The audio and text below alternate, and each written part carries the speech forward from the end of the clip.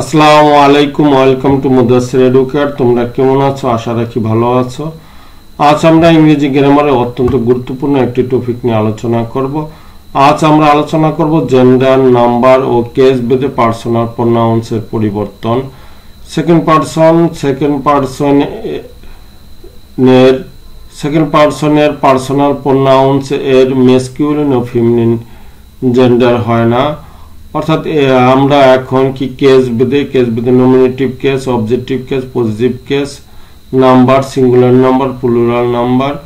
এখন person you, nominative কেসে you তুমি, এবং এটা সিঙ্গুলারে ইউ, প্লুরালে ইউ।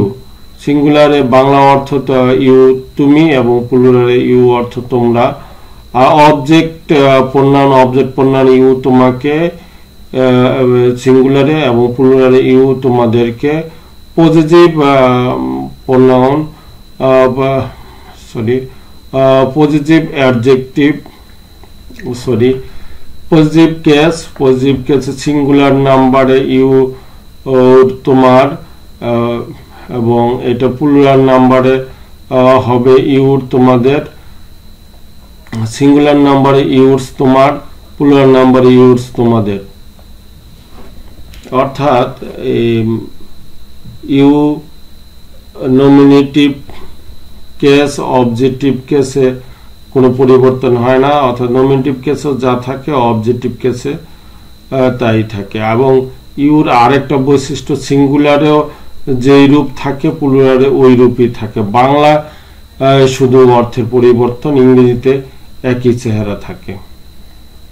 জেন্ডার, নাম্বার ও কেস ভেদে পার্সোনাল প্রোনাউনের পরিবর্তন। থার্ড পার্সনে জেন্ডার, নাম্বার ও কেস ভেদে পার্সোনাল প্রোনাউনের পরিবর্তন হয়। অর্থাৎ জেন্ডারের পরিবর্তন হবে, নাম্বারের পরিবর্তন হয়, কেসেরও পরিবর্তন হয়। অর্থাৎ case, nominative case, objective case, positive case. আর সিঙ্গুলার নাম্বারে আছে মেসকিউলিন সিঙ্গুলার নাম্বার, ফেমিনিন নাম্বারে ফেমিনিন জেন্ডারে সিঙ্গুলার। থার্ড পার্সনে জেন্ডার, নাম্বার ও কেস ভেদে পার্সোনাল প্রোনাউন্সের পরিবর্তন হয়। তাহলে আমরা দেখি case, nominative case, objective case, positive case. এবং জেন্ডার ভেদে মেসকিউলিন, ফেমিনিন, নিউটার এবং অল জেন্ডারে যেটা বসে। অর্থাৎ মেসকিউলিন, ফেমিনিন এবং নিউটার জেন্ডারে সিঙ্গুলারে যেগুলো আছে এই রূপ বসবে, এই রূপগুলো বসবে, প্রোনাউনের এই রূপগুলো বসবে। এবং প্লুরালে এসে কি এই রূপগুলো বসবে। অর্থাৎ আমরা এখন নমিনেটিভ কেসে আমরা দেখি, নমিনেটিভ কেসে হি প্রোনাউনটি মূলত মেসকিউলিনে ব্যবহৃত হয়। অর্থাৎ পুংলিঙ্গতে অর্থাৎ পুরুষ লিঙ্গতে হি ব্যবহার হয় পুরুষ বোঝাতে নমিনেটিভ কেসে, এবং এটা সিঙ্গুলার অর্থ বহন করে। ফেমিনিনে এটা সি, নমিনেটিভ কেসে ফেমিনিনে সি বসে, এটাও কি সিঙ্গুলার নাম্বারে ব্যবহৃত হয়। এবং নমিনেটিভ কেসে নিউটার জেন্ডারে ইট ব্যবহার করা হয়, এটা সিঙ্গুলার নাম্বারে ব্যবহৃত হয়। এখন plural number all gender plural নাম্বারে ব্যবহৃত হয় দে। অর্থাৎ হি মেসকিউলিন, এটা প্লুরাল যখন হবে দে, সি এর প্লুরাল হলে হবে দে, ইট এর প্লুরাল হলে হবে দে।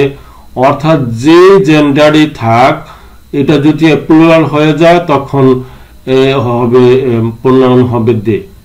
এবং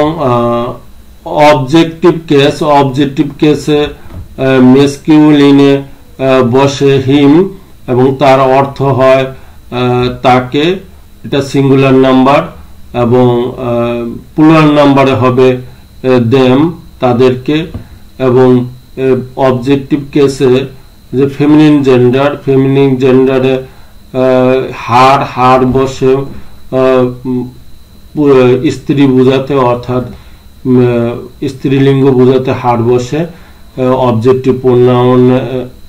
অবজেক্টিভ কেসে ফেমিনিন জেন্ডারে বসে হার তার অর্থ দাঁড়ায় তাকে, অর্থাৎ মেয়ে বোঝাতে, ফেমিনিন জেন্ডার অর্থাৎ মেয়ে বোঝাতে হার বসে, এবং এটা যখন প্লুরাল হয়ে যায় তখন হয় দেম তাদেরকে, এবং ইট বসে, এটা নিউটার জেন্ডারে ইট বসে এবং এর প্লুরাল হয়ে যায় দেম তাদেরকে, অর্থাৎ যে কোনো জেন্ডারে থাক এটা যদি প্লুরাল হয়ে যায় তখন এর প্রোনাউন হবে দেম, অর্থাৎ অবজেক্টিভ প্রোনাউন হবে দেম, অবজেক্টিভ কেস।